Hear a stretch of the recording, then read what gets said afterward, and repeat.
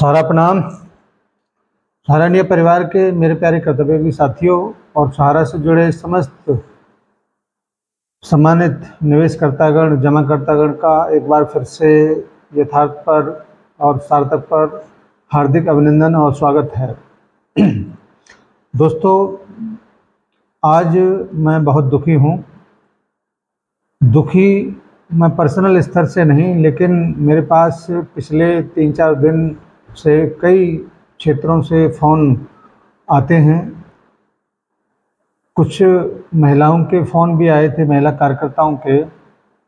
बहुत दुखी थी बेचारी, और एक महिला तो बहुत निराश इतना था कि सुसाइड के बारे में बात किए थे। हमने उनसे बात किया, लेकिन केवल हम उनको भरोसा विश्वास ही दिला सकते हैं कि आने वाले समय में आपका जो भी समस्या है वो समाप्त हो जाएगा। उसका समाधान नहीं दे सकते, भुगतान नहीं करा सकते। भुगतान तो अभी वर्तमान में सुप्रीम कोर्ट के विवेक के ऊपर डिपेंड करता है, जो कि 3, 4, 5 सितंबर को सुनवाई उसमें होना है। दोस्तों, ऐसा लगता है जैसे बहुत धैर्य हो गया, बहुत विनम्रता हो गई। जैसे राम और रावण वाले युद्ध में एक जगह पर ऐसा प्रसंग आता है जिसमें बोला गया है कि विनय न मानत जलत दृढ़, गए 3 दिन बीत, और बोले राम सकोप तब, भय बिन होय न प्रीत। ऐसा जब राम अपने 3 दिन के अंदर ही धैर्य को खो देते हैं, तो हमारे सहारियन साथी तो पिछले 12-14 साल से धैर्य को बनाए हुए हैं। तो वो वर्तमान में अगर धैर्य खोते हैं तो कोई बड़ी बात नहीं है, मगर धैर्य खोने से समाधान नहीं मिलेगा।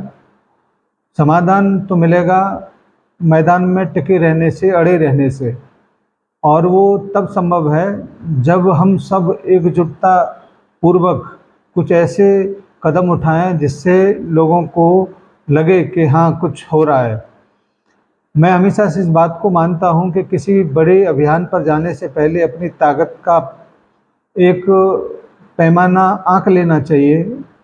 अगर हम किसी बड़े अभियान की तरफ चलेंगे और हमारा पैमाना टूटा हुआ है, तो निश्चित रूप से हम वहां पर अपनी विजय को नहीं प्राप्त कर सकते। इसीलिए 3, 4, 5 सितंबर से पहले जितना भी समय बचा है, कुछ ऐसे कदम जरूर उठाए जाएं, जैसे हर शहर में वहाँ का जो प्रेस मीडिया है, वहाँ पर कुछ लोग 10, 20, 50 जितने भी संभव हो सके जाकर एक ज्ञापन की व्यवस्था करें। वैसे ही कलेक्टर, डीएम साहब के पास जाकर भी इस आवेदन को दिया जा सकता है कि हमारी क्या पीड़ा है, क्या हमको चाहिए।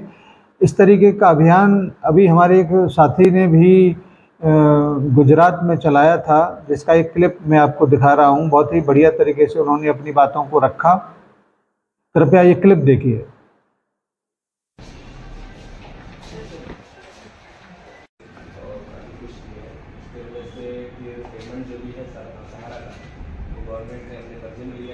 आज हम लोग माननीय डीएम साहब के पास आए हुए हैं अपनी समस्या को लेकर के, क्योंकि सहारा से हम लोग बिलोंग करते हैं। यहाँ पर आज सहारा के कार्यकर्ता और जमाकर्ता दोनों लोग मिल करके यहाँ पर ज्ञापन देने आए हुए हैं माननीय प्रधानमंत्री श्री नरेंद्र मोदी जी को और सहकारिता एवं गृह मंत्री श्री अमित शाह जी को। हम लोग की समस्या बहुत ही ज़्यादा है, जिसकी कल्पना नहीं कर सकते हैं। निवेशक निवेश किया हुआ है, उसको निवेश की रकम वापस नहीं मिल पा रही है, और जो कार्यकर्ता है उनका रोजगार भी छिन गया है। पोर्टल लॉन्च किया गया है सरकार के माध्यम से पिछली साल 18 जुलाई 2023 को, और ये बताया गया था कि जो भी निवेशक अप्लाई करेंगे उनको 45 दिन के अंदर भुगतान मिल जाएगा। लेकिन आज 1 साल भी हो गया है, बार बार अप्लाई करने के बावजूद भी उनको भुगतान नहीं मिल रहा है। तो हम सभी 13 करोड़ निवेशक और 15 लाख कार्यकर्ता एक बहुत ही ज़्यादा पीड़ा, तनाव में से गुजर रहे हैं। इसलिए हम आग्रह और निवेदन करने आए हैं प्रधानमंत्री जी से और गृह एवं सहकारिता मंत्री जी श्री अमित शाह जी से कि हमारे समस्या को अतिशीघ्र खत्म करें और हम सभी को न्याय दिलाएं और भुगतान हो, हमारा रोजगार मिले।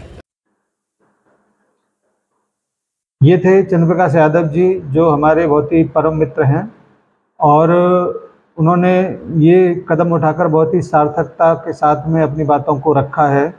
ऐसे ही सारे अभियान पूरे हिंदुस्तान भर में एक बार फिर से अगर चलाएंगे तो वहाँ पर आपको अपनी ताकत का एहसास होगा, क्योंकि अपने पर्सनल शहर में जब आप 50 लोग एकत्रित नहीं कर सकते हैं तो हम किसी बड़े आयोजन का आह्वान भी कर देंगे तो वहाँ पर भी ये लोग नहीं जुट पाएंगे।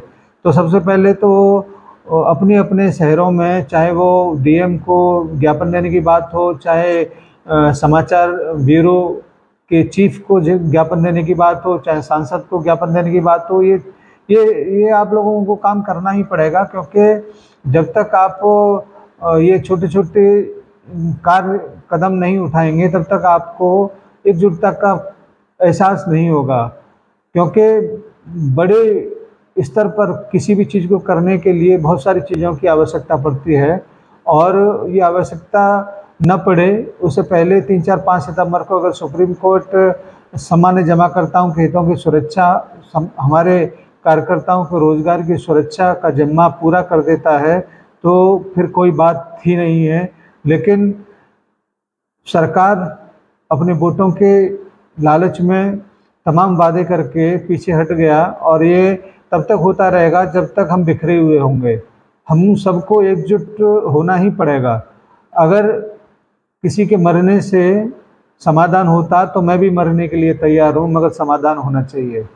मगर मरने से समाधान नहीं होगा, क्योंकि 4-5 हज़ार लोग हमारे, चाहे वो निवेश करता हों चाहे वो कार्यकर्ता हों, आज इस दुनिया में नहीं है, मगर समस्या जहाँ पर थी वहीं पर आज भी है। इसलिए समस्या का समाधान मरने में नहीं, मैदान में टिके रहने में है।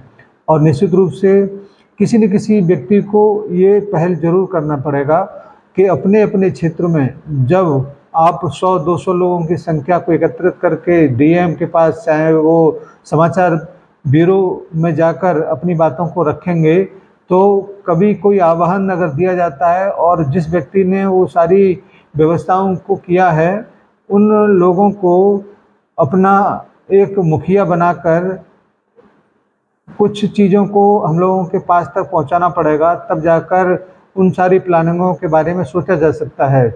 लेकिन ये सब कुछ नहीं करना पड़े उससे पहले ही ये समाधान हो जाना चाहिए, क्योंकि हमें कानून व्यवस्था पर, सुप्रीम कोर्ट पर पूरा विश्वास है और हम लोग हमेशा से कानून का पालन करने वाले लोग हैं, अनुशासन के दायरे में अपनी बात को रखने वाले लोग हैं। कभी भी बस फोड़ो, रेल रोको, इस तरीके के उपद्रवों में हम लोग शामिल नहीं हुए हैं। मगर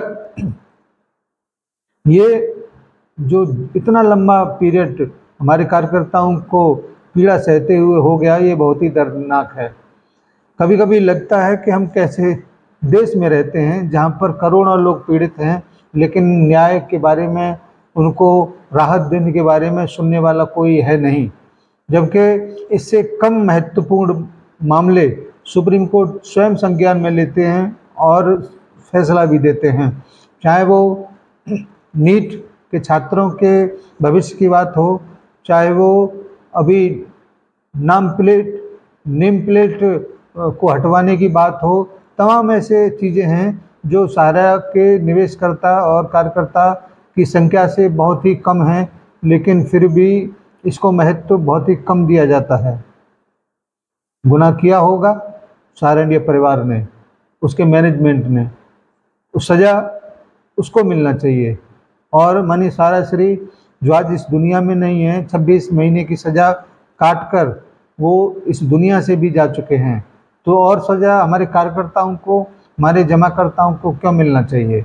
अब तो इनकी किसी भी हालत में, किसी भी कीमत पर समाधान होना ही चाहिए।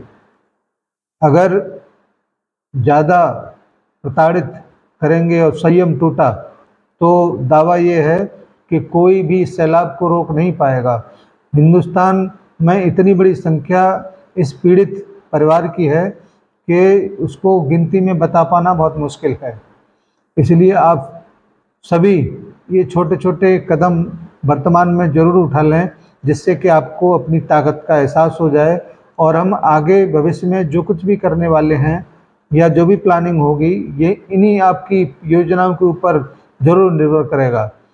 आज ये तीखा वीडियो मैंने डाला क्योंकि हमारे जो बहनें हैं उनकी पीड़ा को समझना या सुनना भी इतना कष्टदायक है, तो उनके अपने ऊपर जो गुजर रहा होगा वो कितना कष्टदायक होगा। आपसे आग्रह है कि ये कदम जरूर उठाएं और निश्चित रूप से आपकी जो सहयोग है उसके लिए हम जरूर कंधे से कंधा मिलाकर चलेंगे। मेरे इस वीडियो पर तमाम लोग उल्टा सीधा कमेंट करते हैं, इसीलिए कमेंट बॉक्स अभी बंद है, लेकिन ऐसे बहुत सारे कर्तव्यों के साथी जो सहारा प्रणाम लिखना चाहते हैं वो कुटुंब से जुड़े, वहाँ पर आपको ये सब कुछ करने की आज़ादी होगी। साथ ही साथ अगर आप सहारा प्रणाम नहीं लिख पा रहे हैं तो लाइक का बटन दबा दें, और ऐसे लोग जिन्होंने सब्सक्राइब नहीं किया है, आगे चल के बहुत महत्वपूर्ण चीज़ें आपके बीच में रखना है तो सब्सक्राइब कर लें, जिससे कि नोटिफिकेशन आपके पास पहुंच जाए। धन्यवाद। सादर सहारा प्रणाम।